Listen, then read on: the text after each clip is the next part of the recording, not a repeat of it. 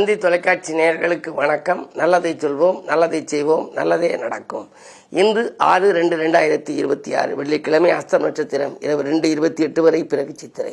இன்னைக்கு நான் உங்களுக்கு சொல்ல இருக்கிற நல்ல கருத்து 63 நாயன்மார்களுடைய குரு பூஜையை பற்றி சொல்ல போறேன். பொதுவாகவே அடியவர்களுடைய அந்த குரு பூஜையில் கலந்துக்கினா நமக்கு நினைக்க இல்லாத அளவு யோகம் வருமா. நம்ம எல்லாம் இறைவனை தேடி போகிறோம். எங்கே இறைவன் இருக்கிறான்னு சொல்லி கடவுள் கடவுள் கடவுள்லாம் உள்ளத்தை கடந்தவர்னு அர்த்தம். ஆனால் இறைவனே சிவனடியார் வேடத்தில் வந்து ஆட்கொண்டது இந்த 63 நாயன்மார்களை. ஆகையினாலே தான் சிவாலயங்களில் 63 வரிசைக்கு இருக்கும். அதில் ஒன்று மட்டும் உட்கார்ந்துருக்கும். யாருன்னா காரைக்கால் அம்மையார். காரணம், அவன் ரொம்ப இறைவனை வழிபட்டு கைலாயத்துக்கு தலையாலே நடந்து போனான். வந்தவுடனே சிவபெருமான் கேட்டார், அம்மையே நீ உனக்கு என்ன வர வேணும்னு கேட்டார். முதல்ல அம்மையேன்னு ஒன்று பார்வதிக்கு தூக்கி வாரி போட்டுச்சு. என்ன அம்மையேன்னு சொல்லியிலே இவங்க யாரு அப்படின்னு கேட்டா, எம்மை பேணும் அம்மை கான் அப்படின்னு சொல்லி சொன்னாராம். அதனால தாயேன்னு சொல்லி சொன்னது காரைக்கால் அம்மையார. அந்த அம்மையார் தான் மாங்கனி திருவிழா இப்போ இங்கே பாண்டிச்சேரியில் எப்போவுமே காரைக்காலில் நடக்கும். இது மாதிரியான அந்த குருபூஜையில் அவங்களுடைய குருபூஜையில் கலந்துக்கணும்னா அவங்களுக்கு எப்படி இறைவன் அருள் கொடுத்தாரோ அது மாதிரி நமக்கு வந்து அருள் கொடுப்பாரு. துன்பங்கள் கொடுத்து தான் இந்த அடியார்கள் எல்லாம் ஆட்கொண்டார். கபாலியார் சொல்றார், துன்பங்கள் ரொம்ப நெருங்கி வந்துச்சுன்னா, துன்பங்கள் அதிகமாக வந்தால் இறைவன் உங்களை நெருங்கி வருகிறான்னு அர்த்தம் பாரு. அதனால கவலைப்படக்கூடாதான். அந்த குருபூஜை எப்பப்பாங்கிறதுக்கு ஒரு பெரிய பாடலே இருக்கு. அதில் சில வரிகளை உங்களுக்கு சொல்றேன். சித்திரையில் நாவரசர், திருநாவுக்கரசர் இருக்கார்ல, அவருக்கு சித்திரை மாதம் குருபூஜை வரும்.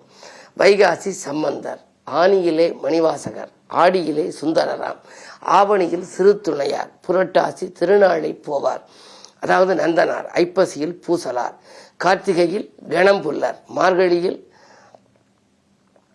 சாக்கியராம், மார்கழி மாதத்தில் சாக்கிய நாயனார் குரு பூஜை, தையினிலே சண்டிகேசர் திருமூலர், இப்படி வரிசைக்கு இருக்கு. இப்போ மாசியிலே கோச்சங்கச்சோடர், அவரை பற்றி உங்களுக்கு தனியாகவே நிறைய சொல்லணும். கோச்சங்கச்சோடர், அதுக்கு பிறகு பங்குனியில் காரைக்கால் அம்மையார் அப்படின்னு சொல்லி இன்னும் நிறைய இருக்கு அந்த கவிதைகளில். அதில் ஒரே மாதத்தில் பல பேருடைய குருபூஜையும் இருக்கு.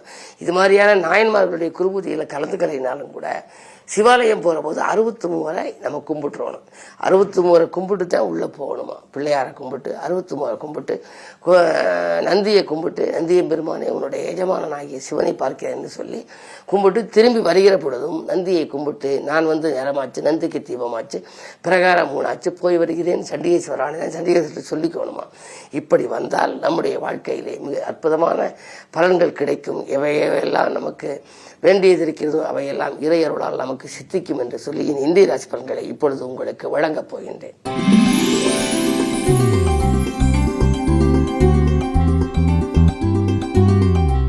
மேசராசினியர்களே, உங்களுக்கெல்லாம் இந்த மகிழ்ச்சி கூடும் என்ற நாள். ஆரம்பத்திலே உங்களுக்கு அந்த காரியம் கொஞ்சம் மலைப்பாக இருந்தாலும் வெற்றிகரமாக முடித்து கொடுத்து விடுவீர்கள். 3லே குரு இருப்பதனாலே முன்னேற்ற பாதையில் இருந்த குறுக்கீடுகள் எல்லாம் அகலும். கண்ணேற்படும் விதத்தில் உங்கள் முன்னேற்றம் வரப்போகின்றது. அயல்நாட்டிலிருந்து வருகின்ற அழைப்புகள் கூட உங்களுக்கு ஆச்சரியத்தையும் தரும், ஆதாயத்தையும் தரும். இந்த நாள் நல்ல நாள்.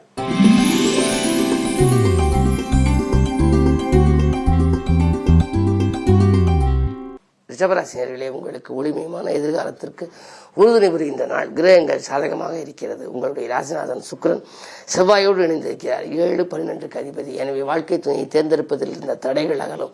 கல்யாண கனவுகள் நனவாகலாம். விலை உயர்ந்த பொருட்களை வாங்குவதில் ஆர்வம் காட்டுவீர்கள். இல்லத்திலும் உள்ளத்திலும் அமைதி கிடைக்கும் இந்த நாள். கிழமை வெள்ளி என்பதனாலே அருகில் இருக்கும் ஆலயம் சென்று அம்பிகையை கும்பிடுவது நல்லது.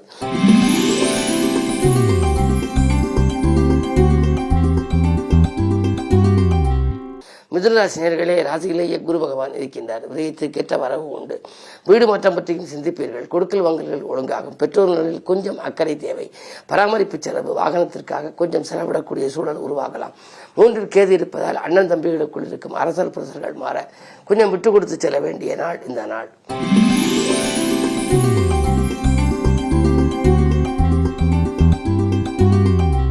கடகராசினியர்களே, உங்களுக்கு அஷ்டமத்து சனியின் ஆதிக்கம்.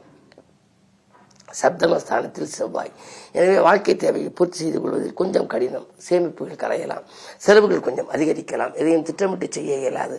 நீங்கள் நினைத்தது ஒன்று நடந்தது ஒன்றுமாக கூட இருக்கலாம். என்ன இருந்தாலும் குடும்ப சுமை கொஞ்சம் கூடும். எனவே பண தேவைகள் அதிகரிக்கிறதே என்று யாரிடமாவது கைமாற்று வாங்கும் சூழல் கூட உண்டு. கவனம் தேவை.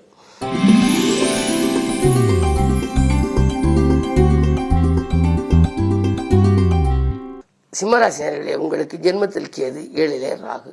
சர்ப்பதோஷத்தின் பின்னணியில் இருக்கிறீர்கள். ஏற்றமும் இறக்கமும் கலந்த வாழ்க்கை உங்களுக்கு வரலாம். காலையில் இன்பத்தோடு இருப்பீர்கள், மாலையில் துன்பத்தோடு வருவீர்கள். காலையில் வருமானம் உயரும், மாலையில் செலவு அதிகரிக்கும்.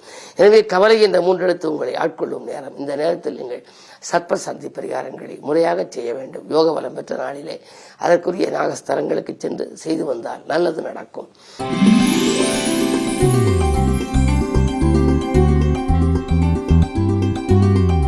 கன்னிராசினியர்களே, உங்களுக்கெல்லாம் இந்த நாள் இனிய நாள். ராசியிலேயே சந்திரன் லாபாதிபதி. லாபம் சிறப்பாகவே உங்களுக்கு வரும்.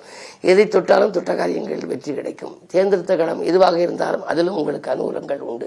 நட்பாலும் நன்மை கிடைக்கும். அதிர்ஷ்ட வாய்ப்புகளும் வந்து அலைமோதும். இது போன்ற ஒரு சிறப்பான நாட்களை நீங்கள் வாழ்க்கையில் சந்தித்திருக்க முடியாது. அந்த அளவுக்கு ஏதாவது ஒரு நல்ல சம்பவம் நடைபெறும் விதத்தில் இந்த நாள் அமையப் போகின்றது. காரணம், ராசிநாதன் சுக்கிரன் தனாதிபதி செவ்வாயோடு இருக்கின்றார். பொருளாதார நிலை மிக உச்சத்தை அடையும் நாள் இந்த நாள்.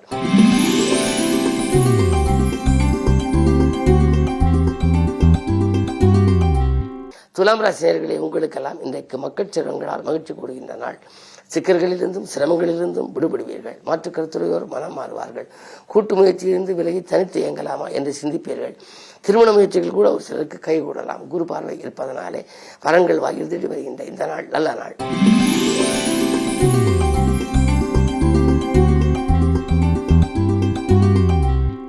விருச்சிக ராசினியர்களே, உங்களுக்கெல்லாம் இன்று அற்புதமான நாள், யோகமான நாள். அதாவது உங்களுடைய ராசிநாதன் செவ்வாய் உச்சம் சூரியனோடு.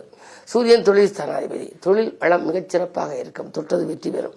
தொட்ட காரியங்கள் எல்லாம் தொழில் விடும் நேரம். அது மட்டுமல்ல, இதுவரை உங்களுக்கு கிடைக்காத அளவுக்கு லாபம் இன்று கிடைக்கப் போகின்றது. பண தேவைகள் உடனுக்குடன் பூர்த்தியாகும். வாங்கல் கொடுக்கல்களை ஒழுங்கு செய்து கொள்வீர்கள். வாங்கிய இடத்தை விட்டுவிட்டோம் என்று கவலைப்பட்டவர்கள் மீண்டும் இடம் வாங்கும் யோகம் உண்டு. அது மட்டுமல்ல, உங்களுக்கு பிள்ளைகளில் முன்னேற்றம் கருதி நீங்கள் எடுத்த முயற்சிகளிலும் அதிக அளவில் பலன் கிடைக்கும். இந்த நாள் நல்ல நாள், யோகமான நாள்.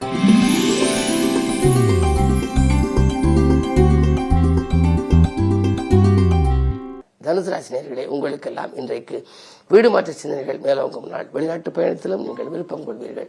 என்ன இருந்தாலும் நீங்கள் துணிவும் தன்னம்பிக்கையும் உங்களுக்கு கொஞ்சம் குறைவாகவே இருக்கும். 2ஆம் இடத்திலே செவ்வாய் இருப்பதனாலே பதட்டம் கொஞ்சம் அதிகரிக்கலாம். மனக்கிளேசங்கள் கூடும். மனப்பயத்தின் காரணமாக ஒரு சில காரியங்களை செய்யாமல் விட்டுவிடுவீர்கள். இருந்தாலும் கேது பலம் நன்றாக இருப்பதால் புகழ்பெற்ற ஆலயங்களுக்கோ அல்லது குலதெய்வ வழிபாடுகளையோ நீங்கள் மேற்கொண்டால் நல்ல சம்பவம் இல்லத்தில் நடைபெறும்.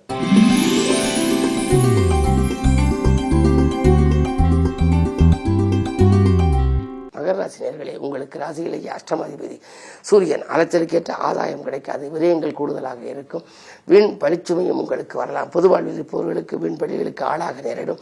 மேலதிகாரிகளை பகித்துக் கொள்ள வேண்டாம். ராசியிலேயே சுக்கிரன் இருக்கின்றார். உங்களுடைய ராசிக்கு 5க்கு அதிபதி என்பதால் பிள்ளைகள் வழியில் ஒரு நல்ல தகவல் கிடைக்கும். படித்து முடித்த பிள்ளைகளுக்கு இப்பொழுது வேலை கிடைக்கலாம் அல்லது வெளிநாடு செல்லும் யோகம் வரலாம். இந்த நாள் நல்ல நாள்.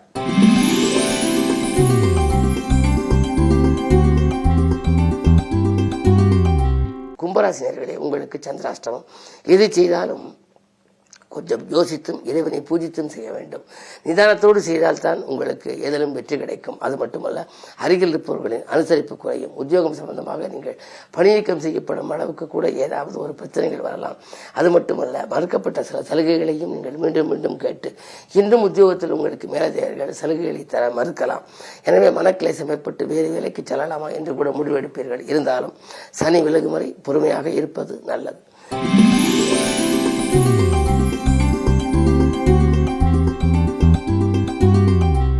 மீனராசினியர்களே, உங்களுக்கெல்லாம் 7ரை சனியிலே இப்பொழுது விரையச்சனி.